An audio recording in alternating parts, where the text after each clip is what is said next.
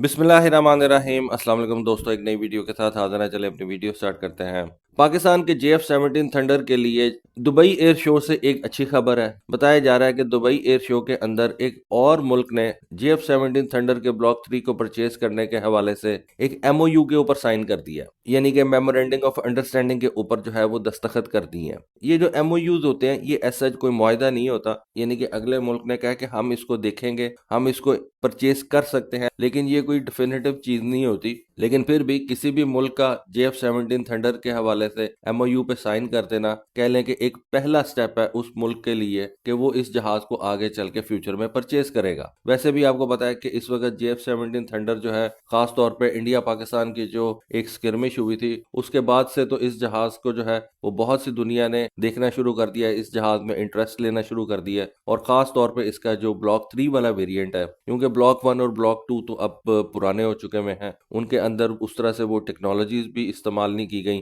जो इस ब्लॉक 3 के अंदर जो है वो यूज की गई हैं। बताया जाता है कि ब्लॉक 3 के अंदर पाकिस्तान और चाइना ने मिलकर चाइना के 5th जनरेशन के जहाजों की टेक्नोलॉजीज जो है वो इंस्टॉल की हैं, जैसा कि कॉम्पोजिट मटेरियल्स का जो इस्तेमाल है वो इस जहाज में बढ़ा दिया है, ईसा रेडार जो है वो इंस्टॉल कर दिया है, डाटा लिंक्स जो है, बेहतर एवियोनिक्स जो है वो इस जहाज में इंस्टॉल कर दिए गए हैं, और एक रूबस डाटा लिंक सिस्टम जो है वो इस जहाज को नेटवर्क के अंदर रखने के लिए जो है वो काम करता है। तो ये सारी चीजें एक छोटे और सस्ते जहाज में जब आ जाती हैं तो वो इसको एक बहुत लुक्रेटिव डील जो है वो बना देती हैं। अब ये जो क्लाइंट है इसके बारे में तो नहीं बताया गया, लेकिन बताया यही गया है कि दुबई के अल मखतूम इंटरनेशनल एयरपोर्ट के ऊपर जो ये इस वक्त एक एयर शो चल रहा है, वहां पे बहुत से कंट्रीज ने इस JF-17 थंडर जहाज की कैपेबिलिटीज को देखा और इसके अंदर अपना इंटरेस्ट जो है वो शो किया। ये जो JF-17 थंडर है इसकी इस वक्त 2 प्रोडक्शन लाइंस हैं, एक पाकिस्तान के अंदर, एक चाइना के अंदर। पाकिस्तान की जो प्रोडक्शन लाइन है वो तो बड़ी है, क्योंकि पाकिस्तान में जहाज जो है वो ज्यादा बड़े नंबर में तैयार होता है। बहुत से पार्ट्स इस जहाज के पाकिस्तान के अंदर बनते हैं, तकरीबन 70% ये जहाज बताया जाता है कि पाकिस्तान के अंदर तैयार होता है। इसका इंजन जो है वो जैसा कि आप जानते हैं कि रशिया से आता है। इंजन के अलावा जैसे कि मैंने आपको बताया कि जो रेडार है वो इसके अंदर एक ऐसा रेडार है, लेकिन आता वो चाइना से है। तो इस तरह से ये जहाज जो है वो इस वक्त बहुत से ममालिक की नज़रों में है और वो इसको परचेज करना चाहते हैं। JF-17 थंडर जहाज के ऊपर लगने वाले वेपन्स की जो टाइप्स हैं उनमें भी दिन ब दिन इजाफा हो रहा है और नए से नए वेपन्स जो हैं वो इस प्लेटफॉर्म के ऊपर आ रहे हैं। देखें, जहाज बिकता ही तब है जब उसके ऊपर नए प्लेटफॉर्म्स जो हैं वो आप लेके आते हैं। अकेले जहाज को किसी ने परचेज करके क्या लेना है? आपने जहाज को लीथल बनाना है, उसको लीथल बनाने के लिए आपके पास वेपन्स होने चाहिए, और जितने ज्यादा नए वेपन्स आप अपने इस जहाज के ऊपर लेके आएंगे, आपका बायर, आपका कस्टमर जो है वो उतना इस जहाज की तरफ अट्रैक्ट होगा। अगर आप कह देंगे कि जी आप जहाज मेरे से ले लें, मिसाइल चाइना से ले लें, रशिया से ले लें, अमेरिका से ले लें, तो वो कहेगा भाई तो तू फिर क्या बेच रहा है मुझे?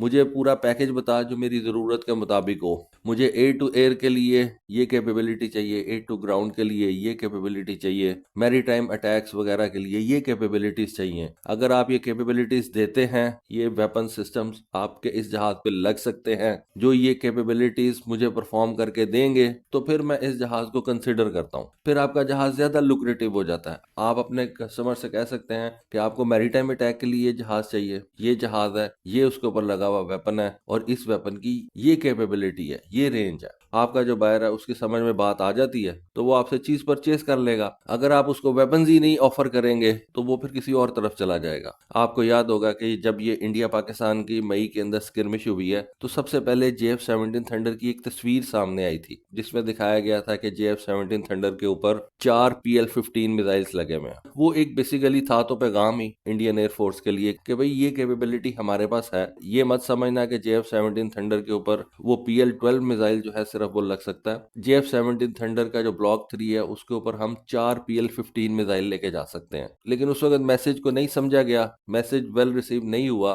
तो उसका बाद में फिर आप जानते ही हैं कि रिजल्ट क्या निकला। मैसेज को मेरा ख्याल है हल्का लिया गया और उस वक्त आपके एडवर्सरी को ये भी नहीं पता था कि PL-15 जो पाकिस्तान एयरफोर्स इस्तेमाल कर रही है उसकी कैपेबिलिटीज क्या है, उसकी रेंज क्या है, और ओवरऑल पाकिस्तान एयरफोर्स की जो कैपेबिलिटीज हैं इस PL-15 और इस JF-17 थंडर के ब्लॉक 3 को इस्तेमाल करने की वो क्या है। PL-15 भी बेसिकली तो एक मिसाइल है, असल चीज तो ये है कि आपने उसको इस्तेमाल कैसे किया, उसका मेरा ख्याल है कि इंडियन एयरफोर्स को अंदाजा नहीं था। और तस्वीर में एक मैसेज तो ज़रूर भेजा गया था, लेकिन वो जो कहते हैं ना, मैसेज नॉट रिसीव्ड या मैसेज नॉट वेल रिसीव्ड, तो उसके बाद फिर जो हुआ वो आपके सामने है। इसी JF-17 थंडर को इस्तेमाल करते हुए पाकिस्तान एयरफोर्स ने इंडिया के ग्राउंड टारगेट्स को भी हिट किया, जिसके अंदर 2 S-400 के एयर डिफेंस सिस्टम शामिल थे। और ये मेरा ख्याल है जो स्ट्राइक्स की गई थी ये JF-17 थंडर के ब्लॉक 2 से की गई थी। और अब तो पाकिस्तान इस JF-17 थंडर का ब्लॉक 3 जो है वो दुनिया को ऑफर कर रहा है, जो ज़्यादा बेहतर कंपोजिट मटेरियल्स के साथ आता है, AESA रेडार के साथ आता है, कटिंग एज डिस्प्लेस जो है वो इसके अंदर लगे हुए हैं, बेहतरीन डाटा लिंक्स इसमें लगे हुए हैं, बेहतरीन वेपनरी जो है वो लेके जा सकता है as compare to JF-17 thunder के ब्लॉक 2 के। तो ब्लॉक 3 जो है वो डेफिनेटली ज़्यादा बेहतर जहाज है। वैसे तो JF-17 थंडर अब दुनिया की तकरीबन 4 कंट्रीज जो हैं वो इस्तेमाल कर रही हैं, पाकिस्तान, म्यांमार, नाइजीरिया और अजरबैजान। लेकिन ये जो ब्लॉक 3 है इस JF-17 थंडर का, वो सिर्फ अजरबैजान के पास है या पाकिस्तान की एयरफोर्स इस्तेमाल करती है। नाइजीरिया और म्यांमार के पास पुराने JF-17 थंडर्स हैं। तो हो सकता है कि ये जो नया कंट्री है जिसने इस MOU के ऊपर अब साइन किए हैं, वो इस नए जहाज के अंदर इंटरेस्टेड हो, ब्लॉक 3 के अंदर जो है वो इंटरेस्टेड हो। वैसे मेरा ज़ाती ख्याल ये है कि ईरान को ये JF-17 थंडर लेना चाहिए। सस्ता जहाज है, ईरान के लिए बेहतरीन रहेगा और अच्छी कैपेबिलिटीज के साथ आता है। ईरान के बजट के ऊपर भी को बहुत ज्यादा जो है वो बोझ नहीं डालेगा। और ईरान के पास जो इस वक्त पुराने F4 फैंटम जहाज हैं, जो कि ईरान के पास ज्यादा बड़े नंबर के अंदर हैं, उनके रिप्लेसमेंट के तौर पे ईरान जो है वो इस JF-17 थंडर के ब्लॉक 3 को जो है वो ले सकता है। वैसे और भी बहुत सी अफ्रीकन कंट्रीज हैं जिनके चाइना के साथ भी ताल्लुकात अच्छे हैं और वो चाइना के वेपन्स परचेज भी कर सकते हैं, जिनमें सूडान है, अल्जीरिया है, अंगोला है, इथोपिया, एरिटेरिया। उज्बेकिस्तान के बारे में भी बताया जाता है कि उसने अपने MiG-29 जहाज अब रिप्लेस करने हैं। उज्बेकिस्तान के जो MiG-29 जहाज हैं ये सोवियत इरा के हैं, जब उज्बेकिस्तान सोवियत यूनियन का हिस्सा हुआ करता था। तो अब उसने इतने पुराने जहाज रिप्लेस करने हैं, तो बहुत चांसेस यही हैं कि वो ये JF-17 थंडर जो है वो परचेज कर सकता है। लेकिन किस मुल्क ने इस JF-17 थंडर को परचेज करने के लिए MOU साइन किया, ये फिल वक्त हमें नहीं पता। लेकिन यही बताया जा रहा है कि दुबई एयर शो के ऊपर इस JF-17 थंडर को परचेज करने के लिए MOU पे साइन जरूर करती हैं। तो दोस्तों ये एक इन्फॉर्मेशन मेरी नज़रों के सामने से गुजरी थी, सोचा आपके साथ शेयर करूं। होपफुली आपको आज की वीडियो, आज की इन्फॉर्मेशन पसंद आई होगी। कमेंट सेक्शन में अपनी राय से जरूर आगाह कीजिएगा। आज के लिए बस इतना ही। Thank you. Allah Hafiz.